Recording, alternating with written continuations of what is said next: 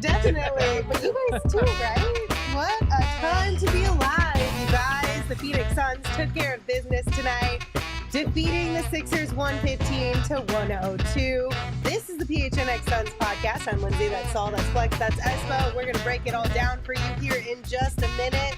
Yeah. But before we get into that, a lot of talk. I feel like There's a lot of action. we should just have some sexy sex. Yeah, sexy sex. Hit it.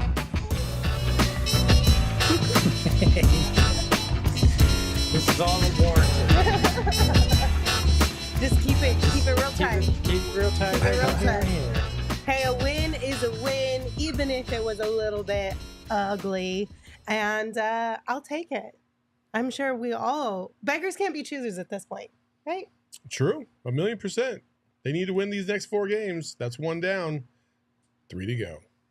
Come hell or high water. You gotta win. You gotta win it.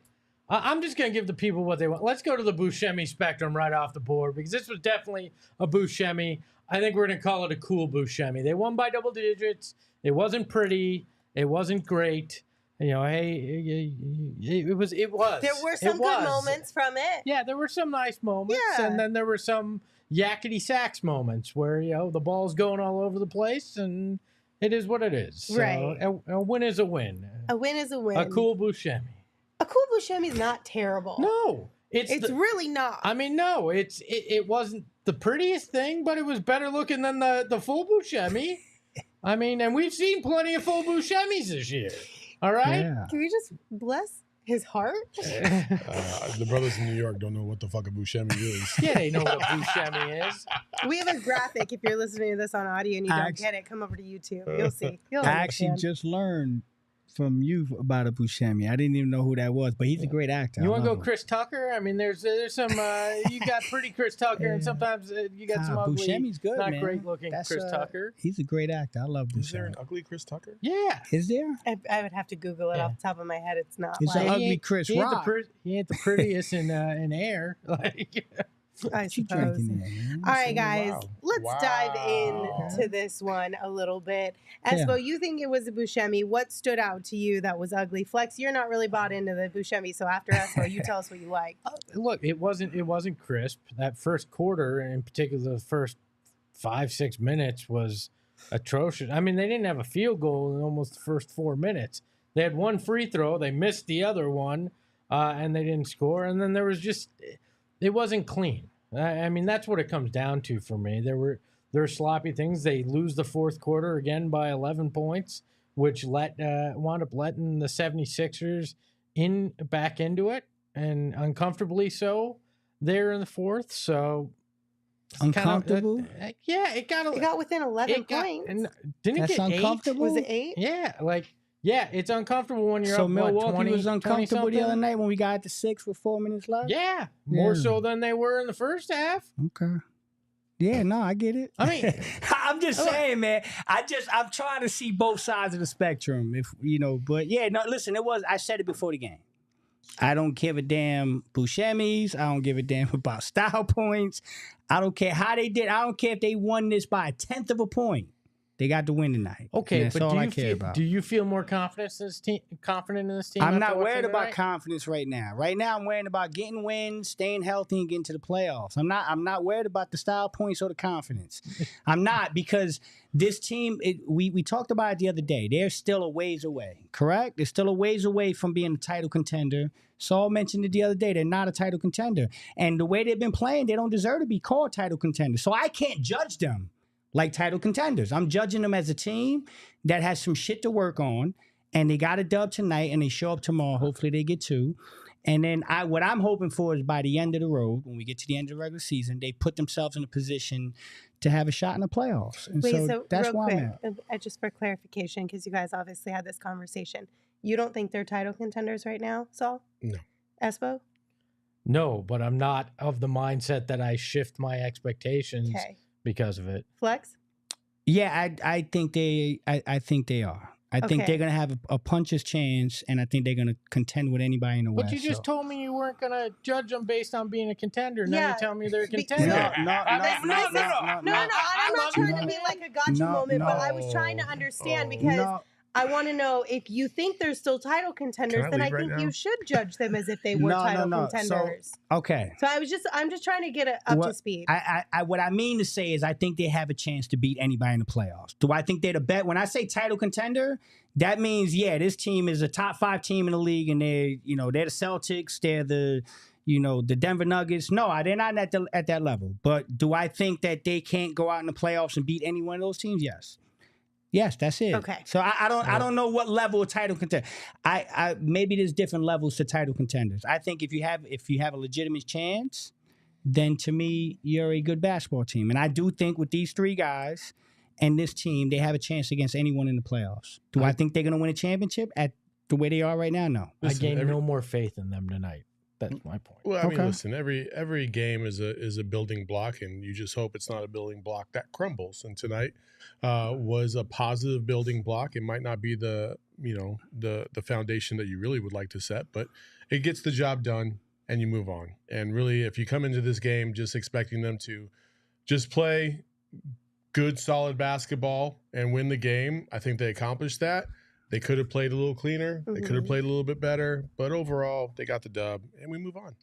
I'm happy with it. Look, I'm happy with the second and third quarters. That's a team that you look at and you go, that's more of what this team should look like. The first and part of that fourth doesn't give me any more faith. Yeah, the fourth quarter is still a little bit concerning because you had such a big lead going into that. It was 90-66 at the end of the third quarter. And then you allow them to get back within 10 points or so. I don't know if it was 8 or 11. When I came back, it was 11, but I might have missed the 8. That's concerning to me. I know there was a couple minutes, 2 minutes of garbage time, but these Sixers still outscored the Suns 36-25 in that fourth quarter. Don't love to see that because the fourth quarter has been an issue pretty much all season. And then that first quarter was it was weird. It was very low scoring. It was very weird. It was just very discombobulated. And I was hoping that with the talk of having more of a sense of urgency, making sure not to start games in that way anymore, that the guys had talked about, like Bradley, Beal, and Vogel yesterday in practice after the Bucks game, that they would have come out with a little bit more oomph in the first quarter. That's sort of what I was hoping for. I'm not overly worried about that per se. It was just a little bit of like, I hope we're not in for one of those games. Yeah, I don't know. I just don't think that this is that team. I don't think this is the team to come back with a vengeance after losses. I think they very much go game to game, and they don't really worry about the last game, whether it be positive or negative. I think they just take each game as it comes. And when you come into this game knowing that Philadelphia has 5 starters out, you kind of feel like, okay, well, we don't have to be crazy tonight. If we just do our jobs, we should win this game pretty handily. And they did. That's exactly what happened. It like I said, it wasn't a pretty game. 23 turnovers is still way too much. 7 first quarter turnovers. Yeah, but again, they got the job done, and that's it. That's all. I think that's basically what Flex's point is. Yeah. It's just get the dub and move on. At this point, can we really nitpick on whether or not it's a pretty win or a negative win? I don't think this team's in that category right now to nitpick because they have so much that they do have to improve on, especially on the defensive end, that you just got to take these dubs as you can get them. Yeah, but I think that's why you kind of nitpick because you want more for them. You know what I mean? I mean, we've nitpicked all season. That's Where's fair. it gotten us? Yeah. If you want a little bit of positive, I do. The chat, and everybody's bringing it up too. We could do it with this super chat here from the Anonymous Buddha. Thank you, the Anonymous Buddha. Appreciate you. They said, we won because Lindsay is back. Shout out to the Suns for getting me a win, my first game back. And then they said, on a serious note, though, turnovers were ugly, but the defense was on point. A question for everyone here. Why don't we get to see more of Nasir Little and Athletic slashing forward? Before we get into the Nasir part of this, a lot of people are pointing out that the defense did look better in tonight's game. They're giving kudos to Bradley Beal and his defensive efforts. I know Tyrese Maxey's had 30-plus points in, I think, 5 of his last 7 games. Mm-hmm. And he finished with what tonight? 6, 7, something like that? 6. Yeah, he didn't have a good game, yeah. He had 6. He was 3 of 13, 0 4 from the field. So, Right, do you guys feel like the defense was a little bit better tonight than what we've seen as of late? See, that's hard to judge. It really is hard to judge against a team like this because there's multiple guys in there that I'm sure, like Devin Booker was like, "Who the fuck is this guy?" You know what I mean? Like, it's just there's a couple dudes that I saw a couple. I was like, man, who the hell I is that? haven't seen that guy for a minute, or I don't even know who he is, right? Yeah. So you gotta take it with a grain of salt. But listen, they did play better. But you just can't put your finger on, is it better because their defense was more locked in, or was it better because of who the 76ers rolled out? I think there was a little bit of both. They still broke down sometimes. I mean, we talked about a play where nobody even realized there was a guy wide open in the corner. Yeah. Walked up and hit a just the Buddy Hield one where it was like KD, Bol, and Eubanks, and all right 3 of them didn't know who to go to. Yeah.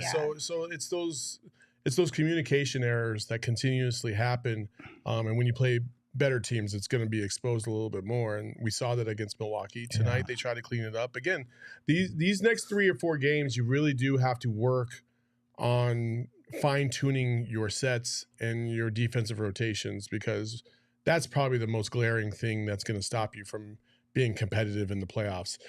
I'll say this, if they play the level of defense that they did against Milwaukee and the Celtics in the second half, in the playoffs, it'll be 4, 5, 6 game series, maybe max. They'll see themselves in Cancun pretty damn soon. They got to lock in on the defensive side. I feel like that's I talked about Bradley Beal giving this team offensively a higher ceiling, and the potential to get to that ceiling. Well, I think defensively right now, their floor is kind of low right now, and they need to raise that level up. Yeah.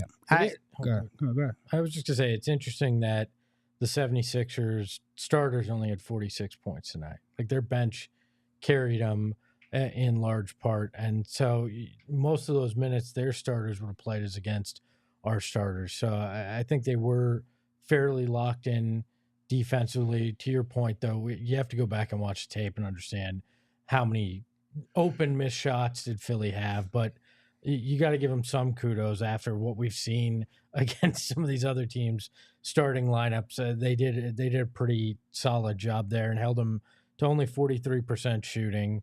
The crazy stat here, Philly shot 38.9% from the free throw line. They were 7 of 18. Though? Wow. They missed 11 free throws tonight. Yeah. That's insane. Yeah, it's pretty bad. We missed it. We missed 2. Yeah, it's pretty bad. 6 of 8, but geez, Pete's. You know what?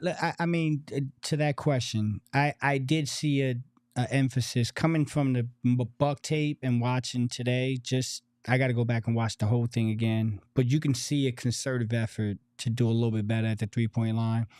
And then I think it's the domino effect that I wanted to see was attempts, 3-point attempts versus their 3-point attempts. We've been like really bad differential lately.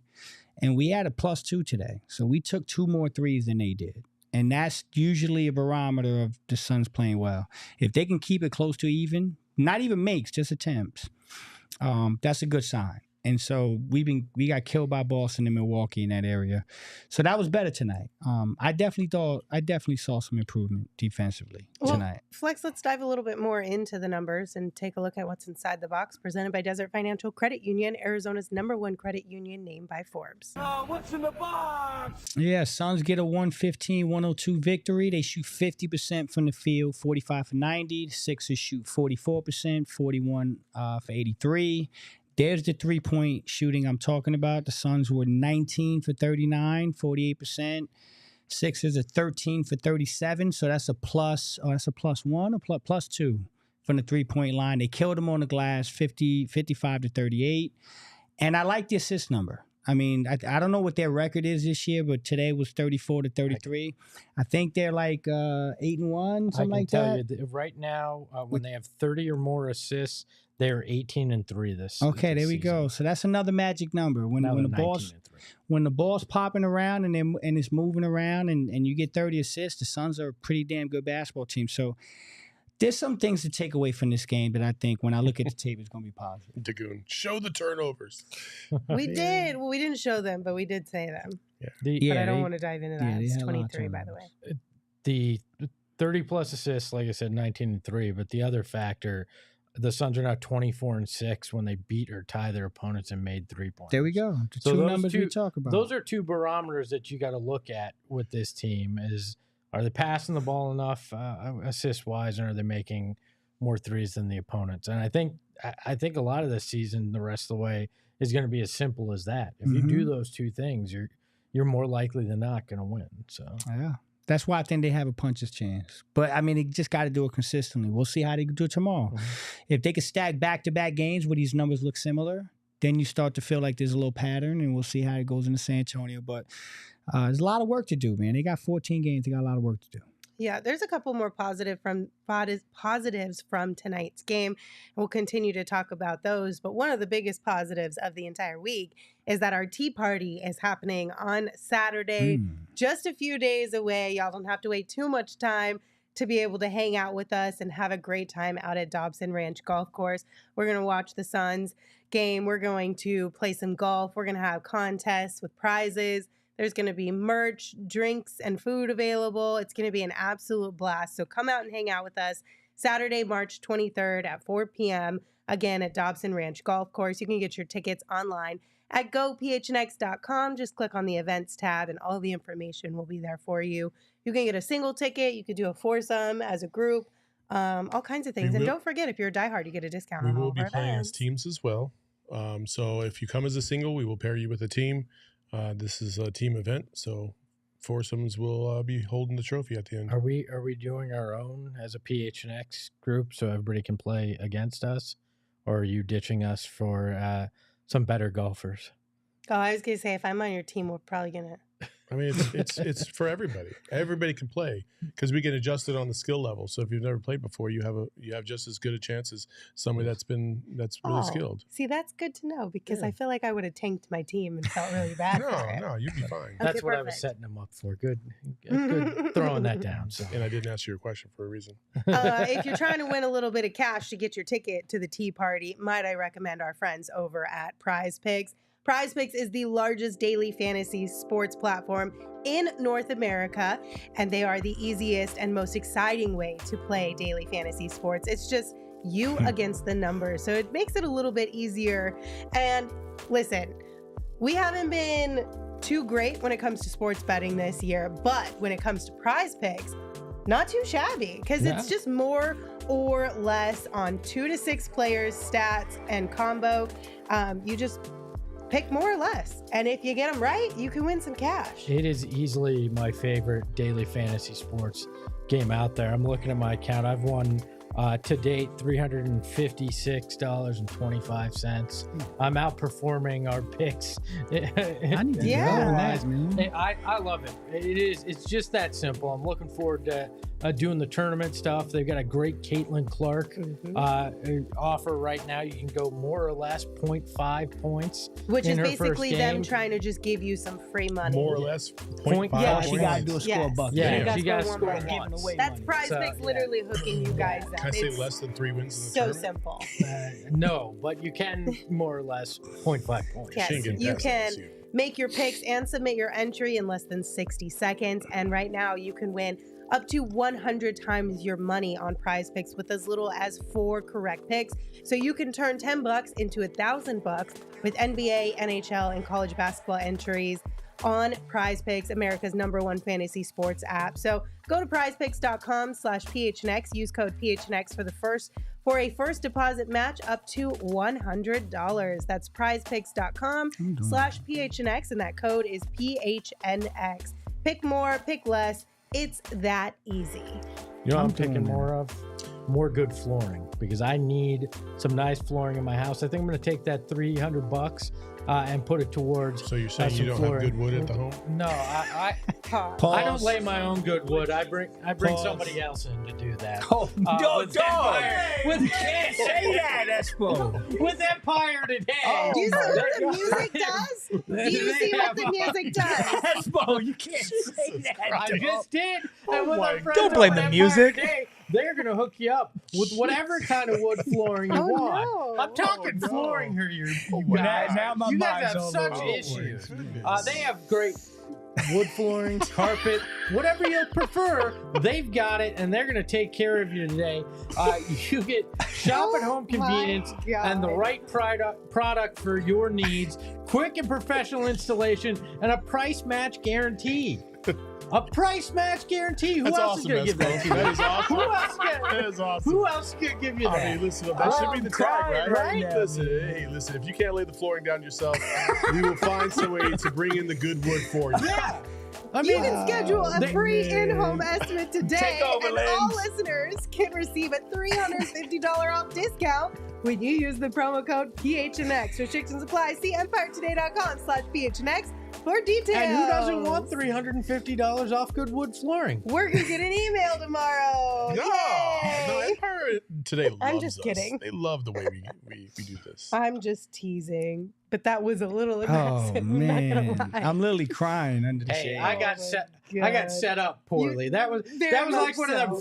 That was like one of them first quarter passes from the Suns. Then You are not blaming somebody else for this. did you not hear how Saul It was set an that up? alley oop to a dunk. I mean, it was. It Saul was. set it up. I mean, I was okay? like Chris Paul, and he was like DeAndre Jordan right there. I will say. Oh, goodness gracious.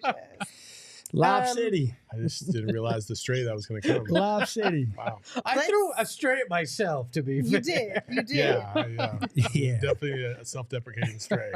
All right, let's get the show back on track. Everybody hit that thumbs up button if you're here with us on YouTube. Back on track like the Suns in the fourth quarter, baby. No, Oh, back on track man, like all Grayson kinda. Allen, Oh, okay, yeah. baby. Yeah. Our big, bright, shiny star tonight, no surprise, goes to Grayson Allen. I am a big, bright, shining star. Yeah, you are. Look at that Grayson guy. Allen finished tonight with 32 points. He had 5 assists. He had 3 rebounds, and he was 9 of 15 from deep. So this is now 9 games this season where he has made 6 or more threes. It's pretty impressive. It is impressive. Him and Book have this competition going on who can crack the ceiling first. Yeah. He gets to 9 and can't get 10. Book gets to 6, can't get to 7. Yep. Like, who's going to break through first? I honestly think it's Grayson I Allen think because it's Book's Grayson been Allen. doing no, this longer great, than yeah, Grayson Nah, Allen. Great, Yeah. my man Grayson going. This game Gonna with bang Book, out to him. the cat mouse game has been going on for years. Yeah. This Grayson Allen shenanigans, this is his first season that he's popped off like this. Hey man, listen, Grayson Allen's agent has got to be home.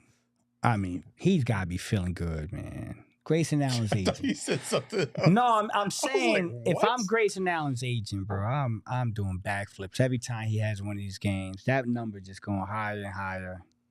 Grayson's been incredible, man. I listen. I knew he was a good basketball player. I knew he was a professional shooter. Man, this guy's money, man. I mean, he got a beautiful shot. I'm gonna take a lot of crap for this. Uh-oh. I think Grayson Allen has been probably the best player on this team this year in terms of consistency. Most consistent, yeah. In terms of helping this team in a way that maybe wasn't expected. I mean, just what he's been able to do. He tied the Suns' single game 3-point record yet again. I believe this is the 3rd time he's done it. He also had 8 2 other times. He's come out, he's scored at will, he's put forth the effort on defense. I don't think you could ever once question Grayson Allen's effort out there. He's gone from games where he only gets 3 shots in a game to then dropping 30 another night because he's making the most of opportunities that are out there. He's the guy I've probably felt most comfortable with this season in terms of offensively.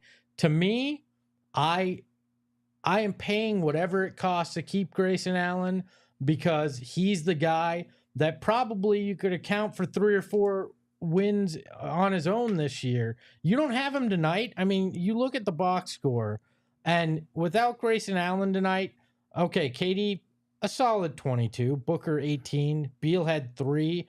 No, the only other person with a decent stat line, O'Neal, had 13. Like, Grayson was the guy that won them this game tonight.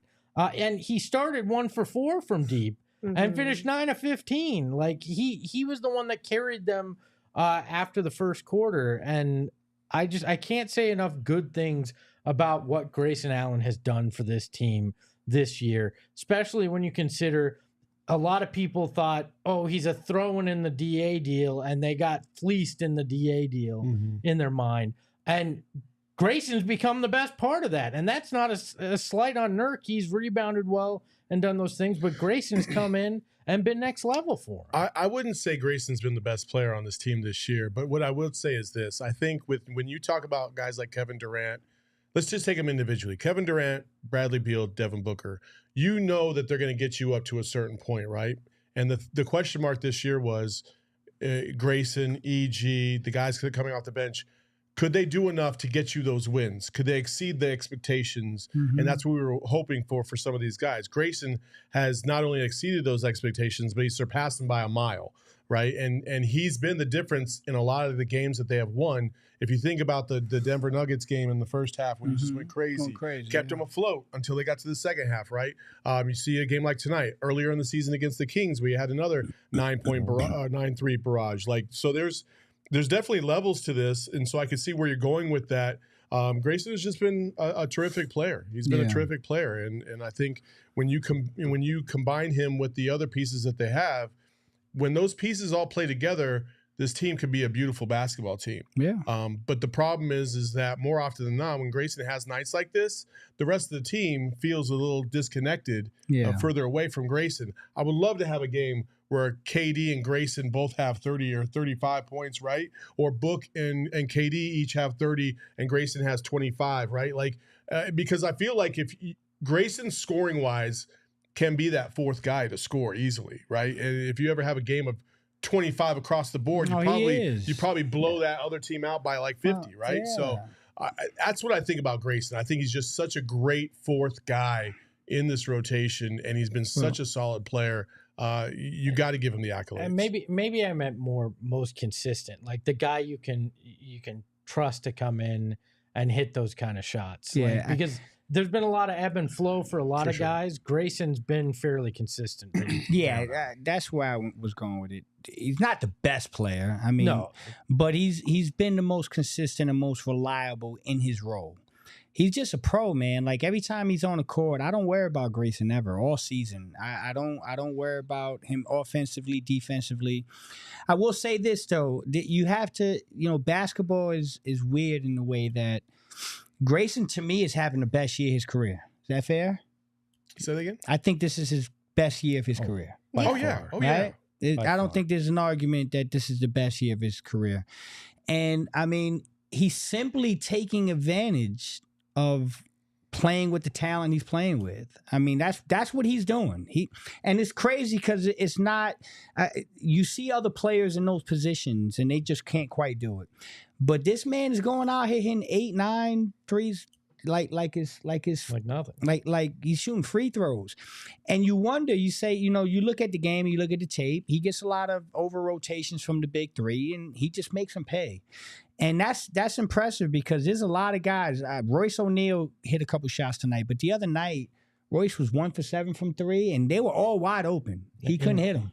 So Grayson is doing an incredible job of taking advantage of the opportunities he's given, playing with the talent he's got. And I think he'd be crazy to try to look at a contract elsewhere because men lie, women lie, numbers don't. This is the best year of his career. And he's doing it with this team. And so there's no reason to think he should go elsewhere. I think Grayson re-signs quickly this summer. I hope he does, but I also think it would be stupid if Grayson's agent didn't at least explore other options. Of course. Because this might be the best situation for Grayson as far as winning a championship or being afforded the opportunity to take this many shots because of who he's around and the defenses that are thrown at those guys, allowing him to be a little bit more open at times.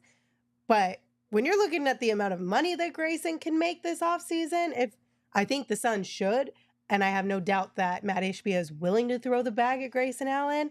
But if somebody else is going to offer him way more than the Suns are, take that and go. Yeah, so I would have no hard feelings at him for taking the money over staying with this team. There is a restriction, okay? The Suns can only offer him 4 years because of the second apron and where they're at. Another team can offer 5. So, I mean, that's a real thing. Somebody can offer. But now, here's my thing. If I was Grayson, I wouldn't sign that. No. I would take a shorter deal. Oh, yeah, if I was Grayson, I go to the Suns and I say, give me the most you're gonna give me over 3. Maybe, I don't know. I would take a shorter deal because you got to look at the window with the big 3. I think if he takes a shorter deal, he can make a lot of money. I think the Suns aren't going to be afraid to give him a high number, annually. And I think they're looking at 2026. I would not be surprised if they throw him $25 million a year if he takes a lower deal. Yeah. So 3 years, 75. Let's do it. I see you. And there's people in the chat that are agreeing with the concept that he doesn't want to leave Phoenix or anything like that. Listen, I get it, but as I always say, put yourself in his shoes.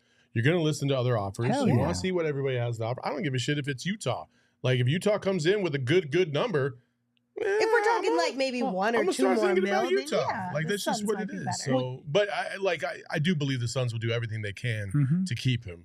It just depends on what the market's going to be out there. I think it's going to be a significantly good market for Grayson Allen out there. Yeah. There's going to be a lot of people that look at him and say he's the missing piece of our franchise right now to get us over the top.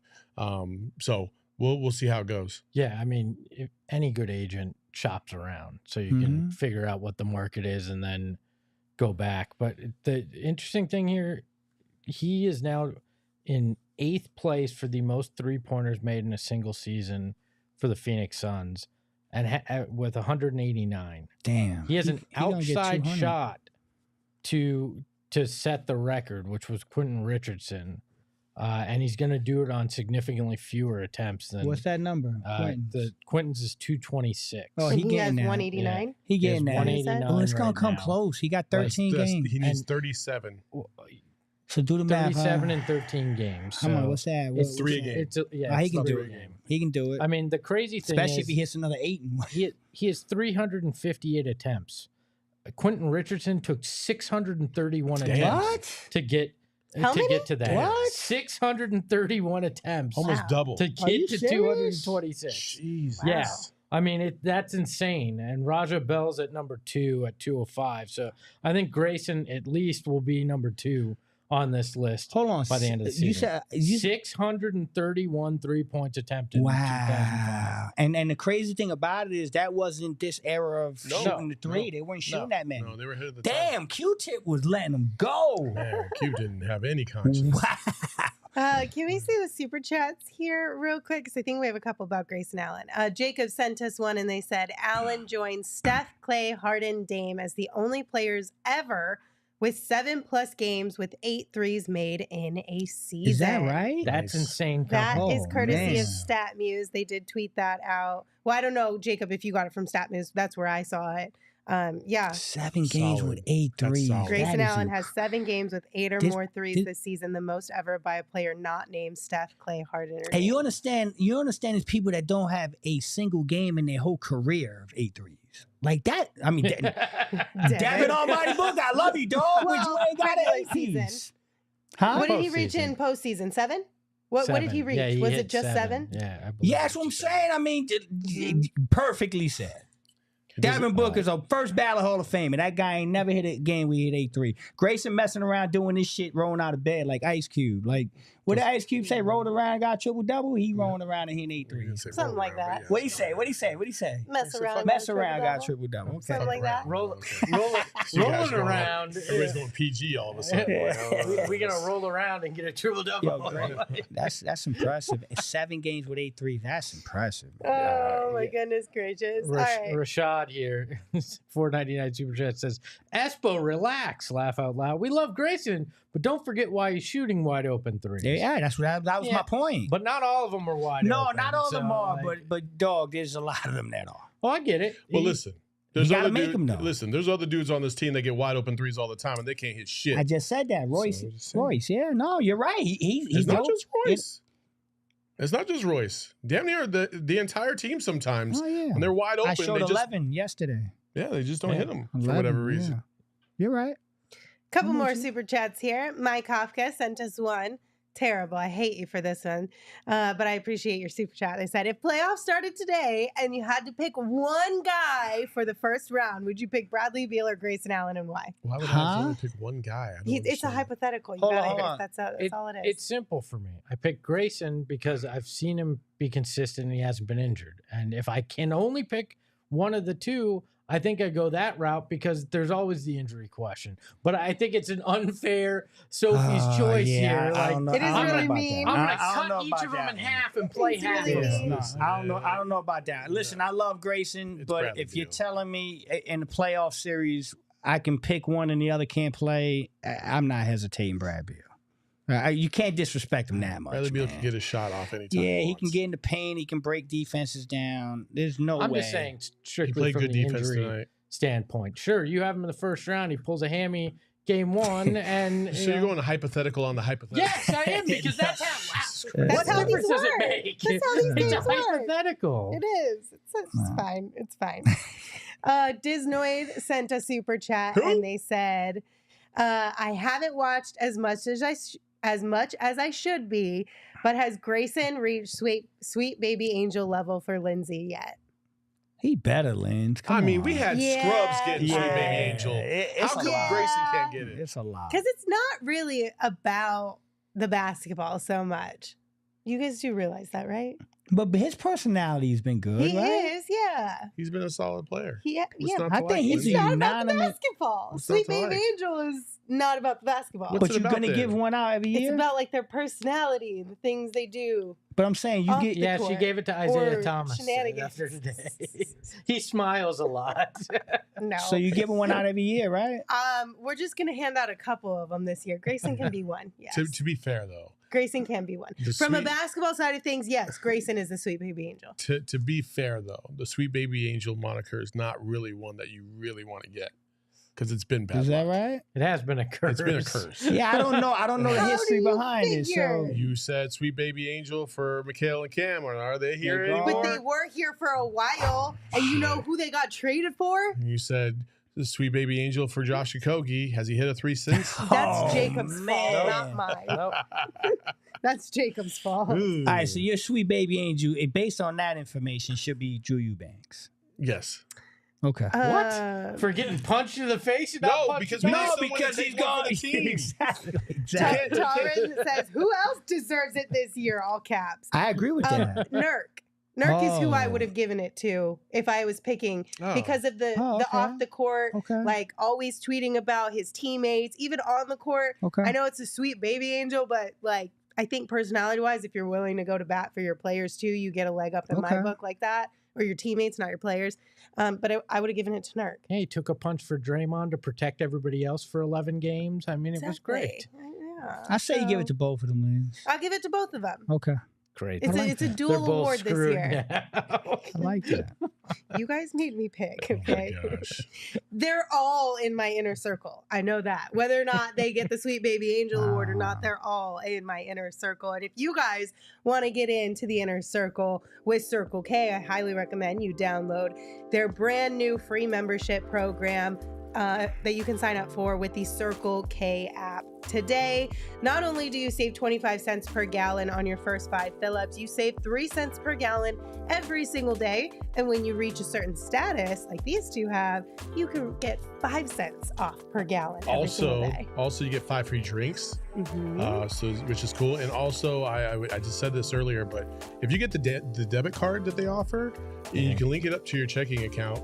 And every time you use the debit card, at a minimum, you're going to save 10 cents. But for the first 60 days or 100 gallons, you save 30 cents. Ooh, nice. So, like, you might as well save some money and get yourself the little debit card too. Do you get a stack it where I get my 5 cents from Inner Circle? No, you put it's just one or the You other. basically, I Now think you gotta do the I don't math know. next time. It might be 35 cents. I don't know. I gotta try Great that. question. Hey man, I gotta get involved in gas. Yeah, I gotta get one of these. Yeah. Bro, you've Debit been here card? for 6 months. No, I always go Give to me like, your phone. I'll download the app. I'll put you in the Inner I Circle got Plus, a right Circle now. K by the crib, right? Summer is Yeah, coming we got around, You- Flex, you- and you nothing can't do beats it a Polar anymore. Pop in the summer. What do you mean I can't do it no more? Because I knew you didn't get the Circle K app, so I've been using your phone number for the 25 cents off. Look at this guy. You already I'm in the kidding. Inner Circle. I'm kidding. Don't do that. Don't Just, do that. yeah, don't do that. But if you want to Don't do use that. Flex's number, DM us and we'll give it Oh my to God. Join Inner Circle That's for funny. free by downloading the Circle K app today. Terms and conditions apply at participating locations. Visit CircleK.com for details. you. Look, last night I got the opportunity to finally experience my 40th birthday. Did you go to present. Madonna concert? No, I did not go to the Madonna concert. I mean, I feel like Madonna concert would be blast. No. It would be so on brand for him. It'd be It would no. be fun. This is even more on brand. I went to see Bruce Let's Springsteen go. last Oh, night yeah, at that's Football. right. It's a Football Bruce house, concert, baby. all right?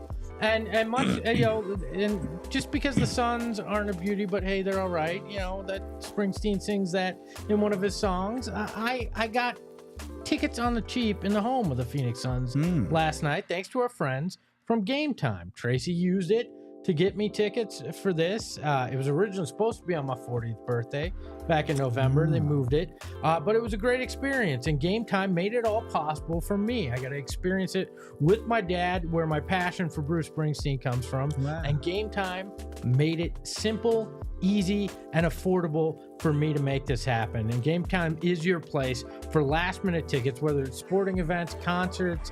I even think they have some theater in there if that's your preference. Not mine, but if it's yours, go ahead and do it. It's the fastest growing ticketing app in the country for a reason. Tickets make great gifts. So go in there like my wife did and get some tickets for a loved one today. Yes. Are you done? No, I've Keep got going. the tagline.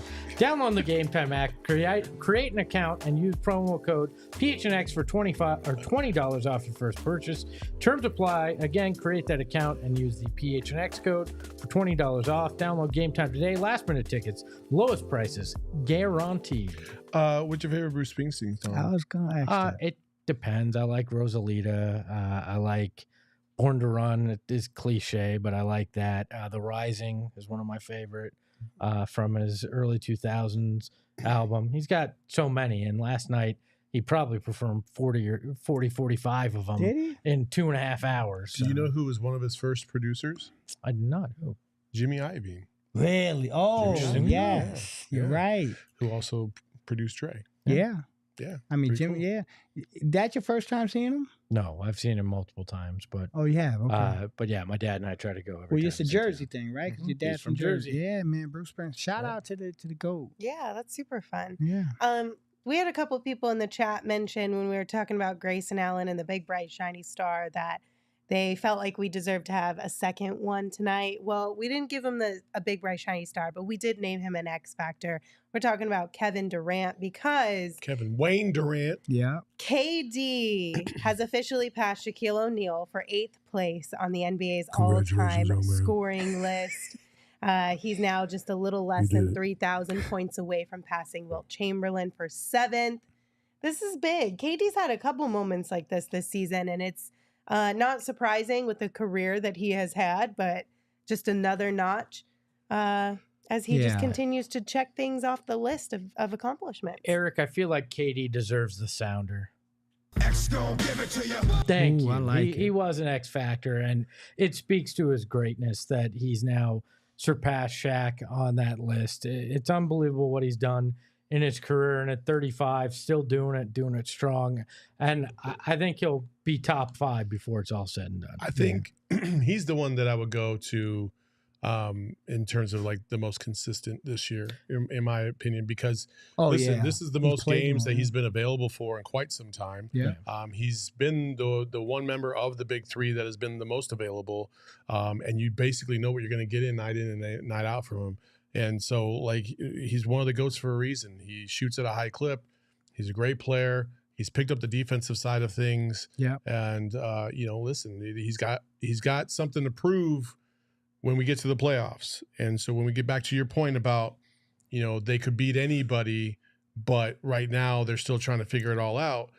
These are the types of players that you're looking at and saying, I wonder if they have another level they can go to when they get to the playoffs. Yeah. We've seen it before, and we haven't really seen Beal in the playoffs for quite a while. Yeah. But we've seen Book and KD elevate their play once they get to the playoffs. I want to see that again because I have a feeling that if we saw KD like vintage 2021 KD in the playoffs this upcoming year, ain't nobody beating us.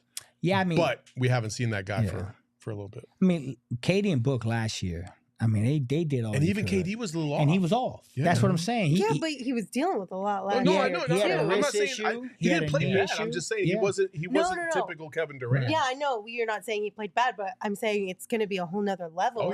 At least that's my expectation. Yeah. I hope so. In the playoffs. Listen, last year I thought him and Book were terrific. I thought, and again, Kevin, I think, could definitely play better, but he was dealing with the knee issue. Mm-hmm. He had a wrist issue. Coming off an ankle sprain. Coming off an ankle sprain. Brand new team. Right. He was banged up, but I thought he played great. So I say all that to say 8th all time. I do think he'll be top 5.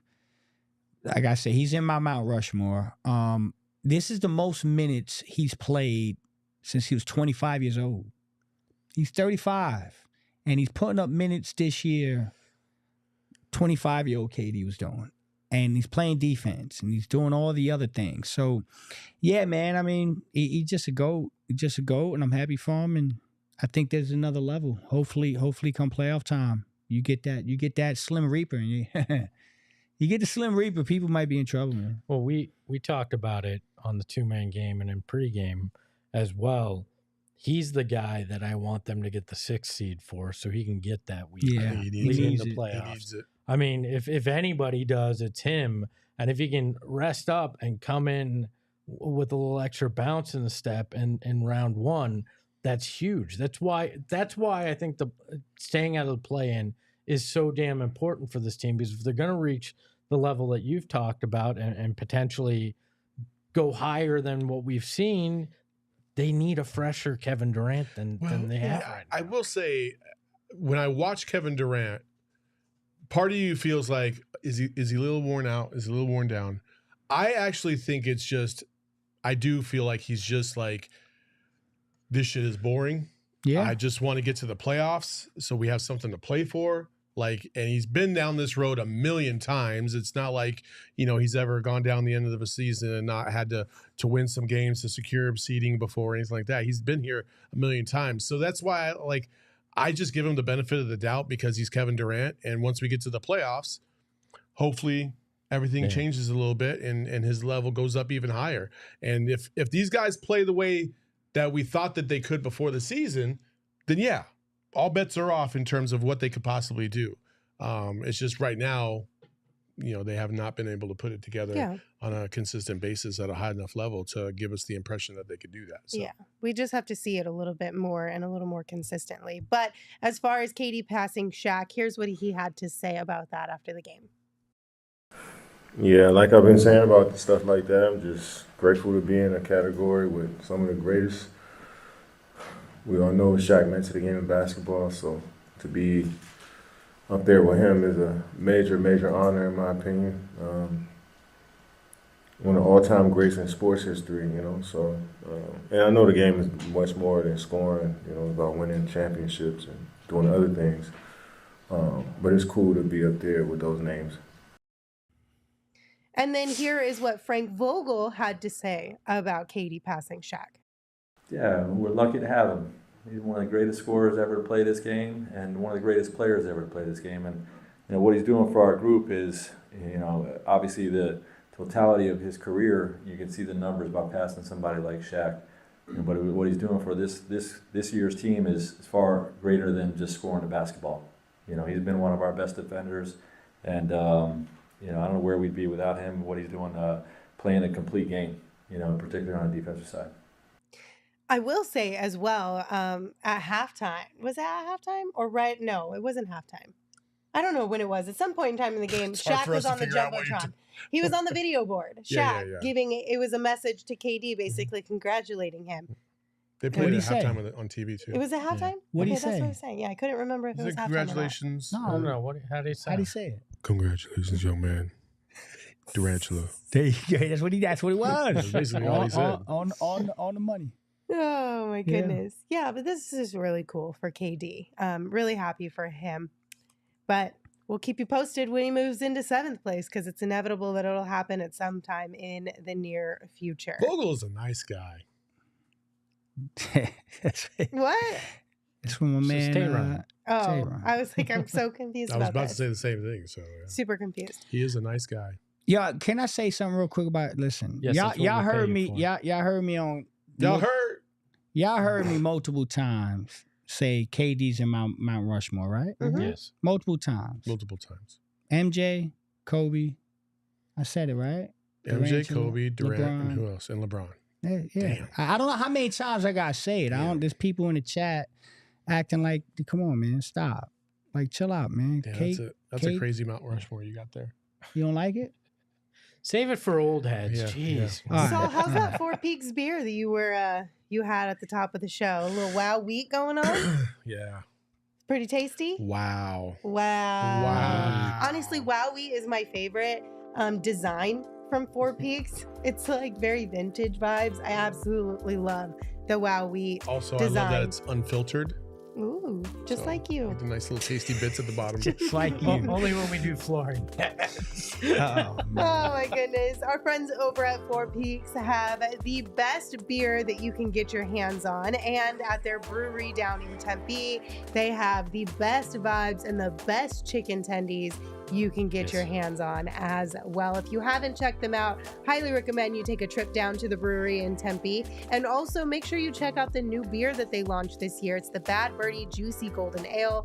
It's a collab between Four Peaks and Bad Birdie. It's super drinkable and the perfect companion at the tea box or in your fridge. So like I said, if you're coming out to the tea party this Saturday, which is presented by Four Peaks, you're going to have a delightful time. Visit fourpeaks.com/locator to find all your favorite beers and events. You can check them out on social at Four Peaks Brew or at Four Peaks Pub to keep up with the latest at Arizona's hometown brewery. You must be 21 or older to drink Four Peaks, and we ask that you please drink responsibly. You know who else has Four Peaks? Who? The good people over at Gila River Casino. They do. They do. That's what you want to tell more about it? So I was like, I just want to do the transition, but I don't want to do the whole thing. I wanted to feel like what it felt like to be James Harden tonight guarding his own player.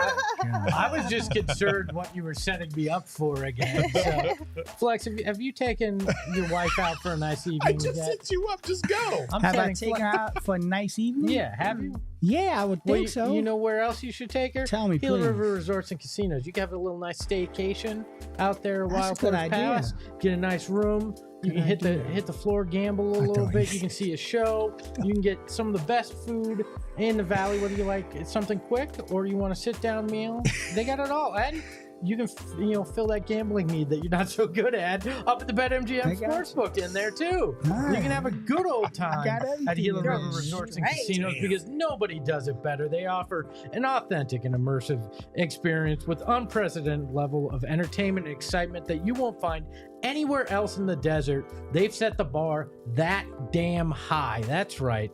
Like I said, the dining ranges from upscale to approachable. Check out their rooftop restaurant, Prime Shula Steakhouse, or grab a cocktail and a quick bite by the pool. You can lounge by the pool.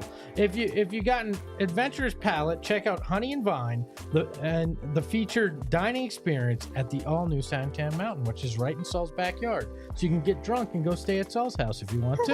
So is it that head to close? Gila River Resorts and Casinos and let them show you what next level's all about. I went there last week to play roulette. Let's go.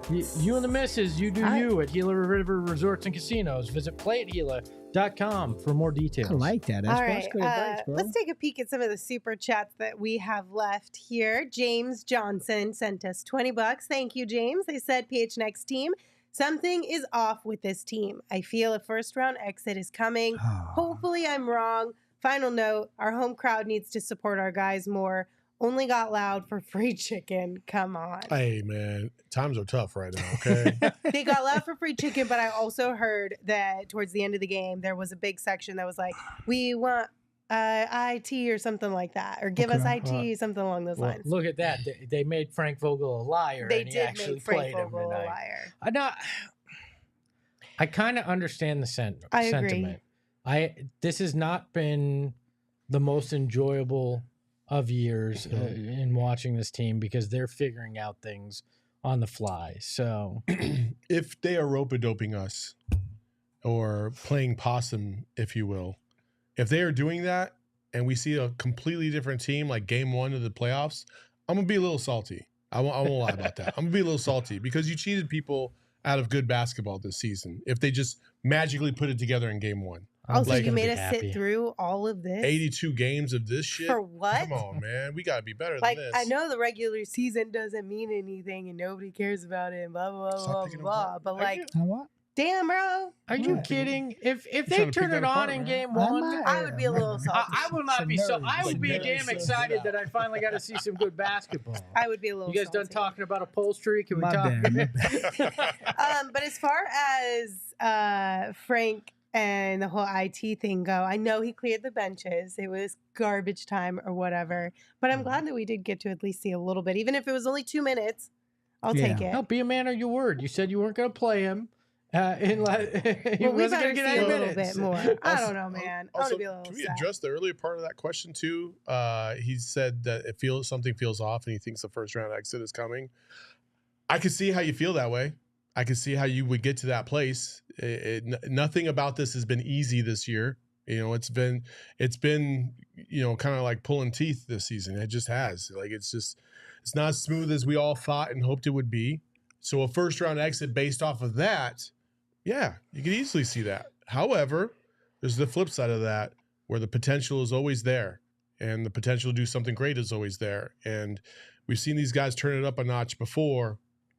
You really got to pray that that's what's going to happen now. Because if we see the same team right now in the playoffs, then yeah, of course they're going to be a first round exit because they're not showing you anything that's going to be significant.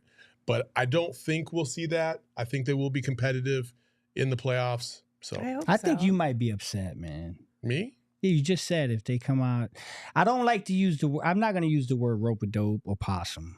But I am going to say that I do believe that there's something about this team. I've been saying it for a long time. I think they're built for the playoffs. And so I would not be shocked at all. Don't cheat the game. If they come out, I'm just saying, I would not cheat the game. I would not be shocked at all if they come out and they look like an entirely different team in the playoffs. And yeah, there are going to be people that are going to say that. Yeah, I mean, where the hell was this for 82 games? Yeah, like not only that, but like, you know, I always think about like, listen, we've been fortunate enough to go to a couple takeovers, but not everybody's able to do that. And not everybody's able to afford tickets. And damn, like I could only imagine paying, you know, saving up my money for the end of the season or, you know, to get to March or whatever. And I want to see my favorite players and they come out and they just kind of meh, they're not sharp, they're not crisp, they're not like playing with tenacity or energy, and that doesn't make for good basketball. That's not a great viewing experience. And yeah, you get to see your favorite players, which is great, and they are larger than life in most cases, but you still want to see good ball because you paid for that one experience. Mm-hmm. And so I always think about what Michael Jordan always said about the fact that he never knew who was there for the very first time to see him play, and it might be their only time. I got to see Michael Jordan for 7 seconds. 7 seconds. Damn, explain that. A buddy of my dad's lived right around the corner from the Coliseum. We were watching the game on TV. It was a middle way through the third quarter. My dad goes, let's go to the game. And I was like, what? He was like, come on. So we walk, and to the right of the ramp at Veterans Memorial Coliseum there's like some stairs, and then it's like the entrance into the back underneath the bleachers back there. Really? And my dad opened it up. Doors open, no security there. Are you serious? We walked up, and I got to see the left side of the bleachers, and I saw KJ hit a jumper to beat the Bulls. And Michael Jordan walked by me, and that was the only time I've ever seen Michael Jordan. Wow. I mean, that's fun.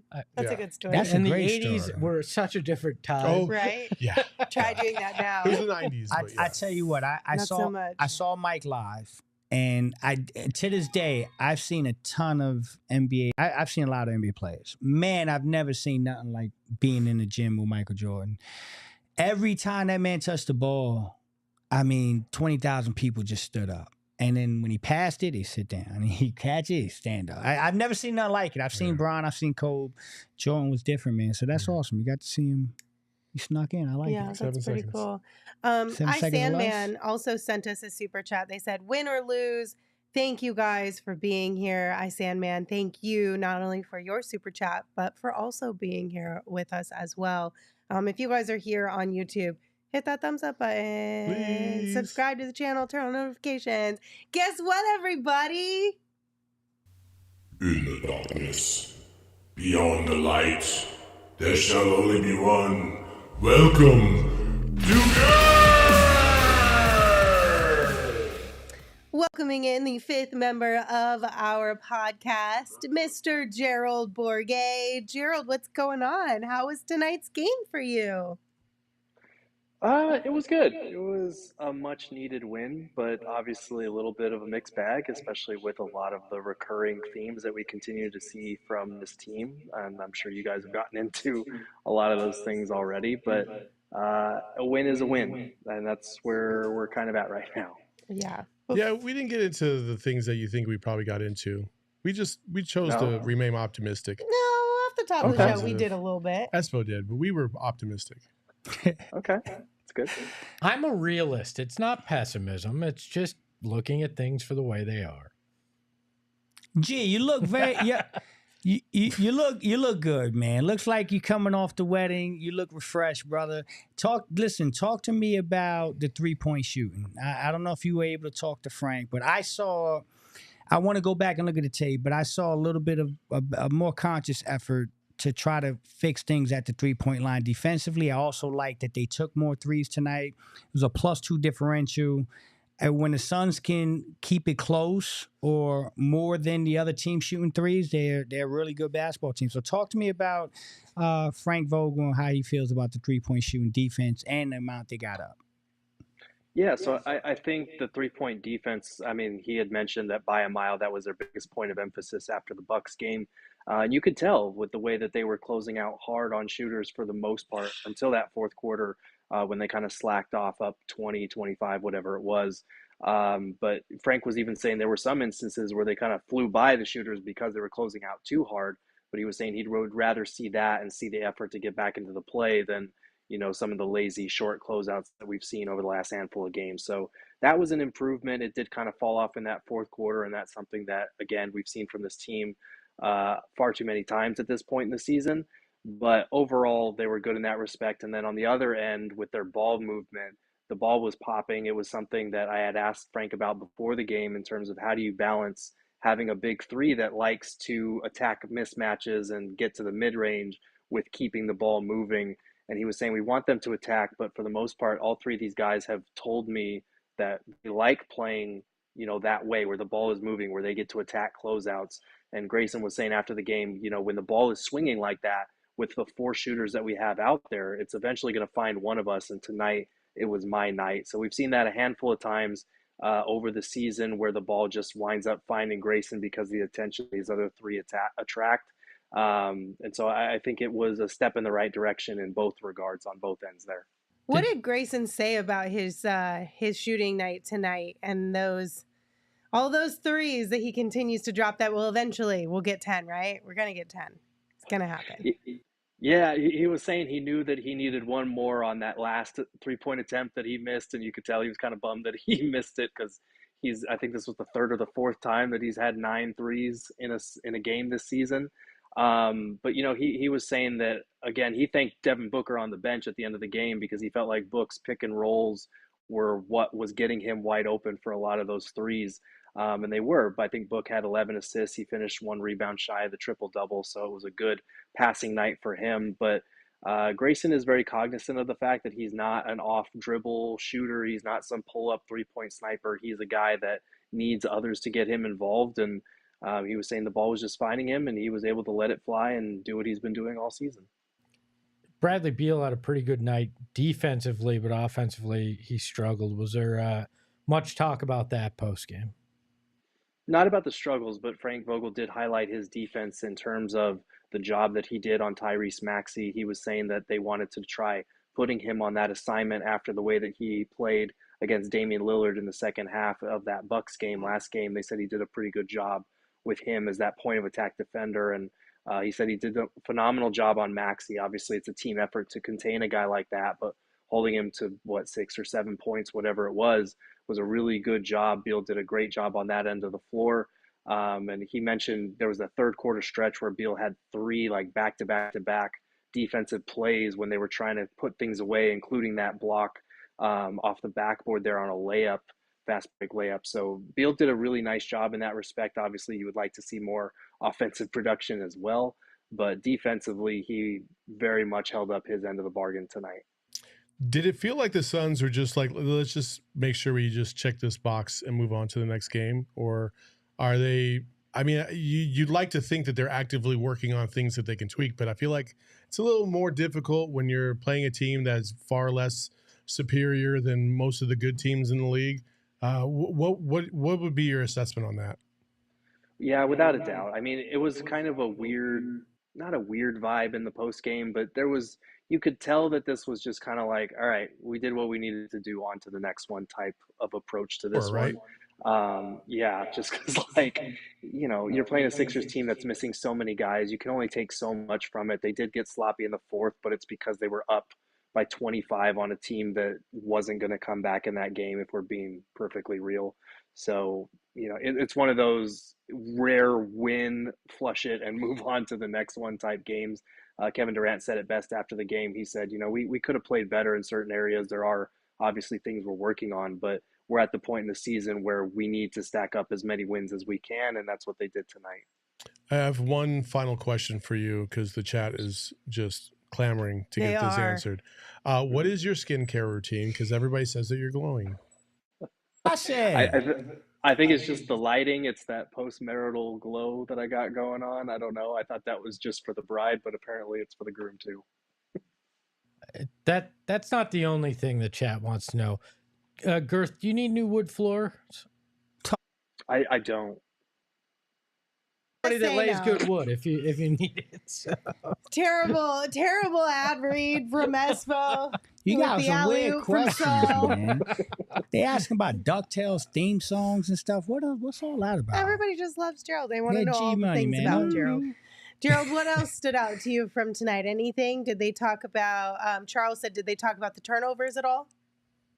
Yeah, they did. And, I had sent the clip in. Frank Vogel did address the turnovers. He kind of blamed it mostly on the officiating tonight. He was saying the Sixers are the number 1 team in the league in terms of forcing turnovers, but he was saying they foul. Like, we were getting hacked across the arm all night. And he even said the freedom of movement rules that are in place apparently don't apply to Kevin Durant. I think this was a case of a coach backing up a player who looked visibly frustrated with wanting some foul calls. You saw Kevin Durant clapping multiple times after a couple of made buckets, after a couple of turnovers.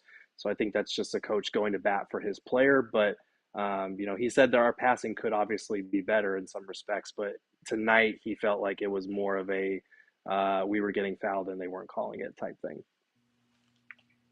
Any final thoughts, guys? Any other questions?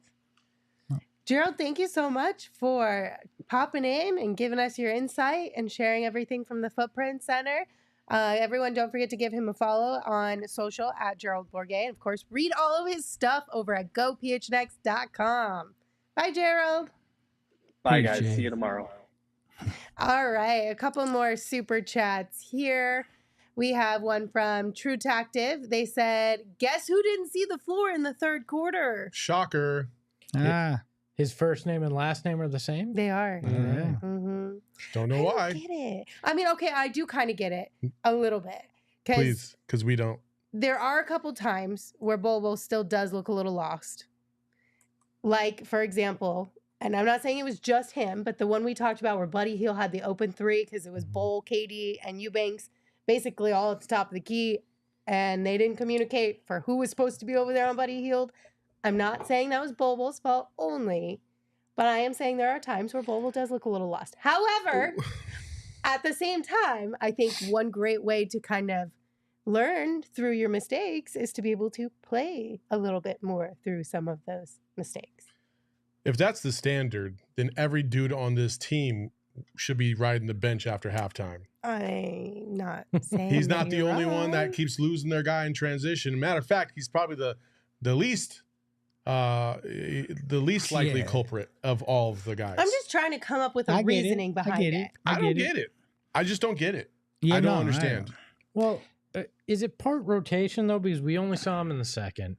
He comes back at the beginning of the fourth. Mm-hmm. So first and third, he doesn't play. Like, I'm not saying I agree with it, but I don't know if it's some kind of Frank Vogel rotation magic that he thinks is the secret sauce or something. But we see it a lot with him. If he does come back in, it's at that. It's inconsistent, I guess. It just doesn't make a lot of sense. But that's the only thing I can think of with it.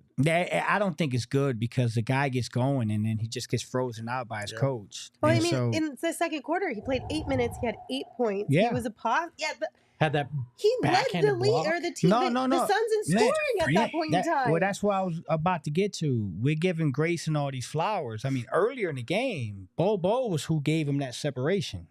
He came in, hit some shots, made some plays, and that's where the Suns started to kind of separate. So, yeah, it's a little frustrating when you see him go out there and help you get separation, and it looks like he's cooking, and then he gets frozen out for that damn long.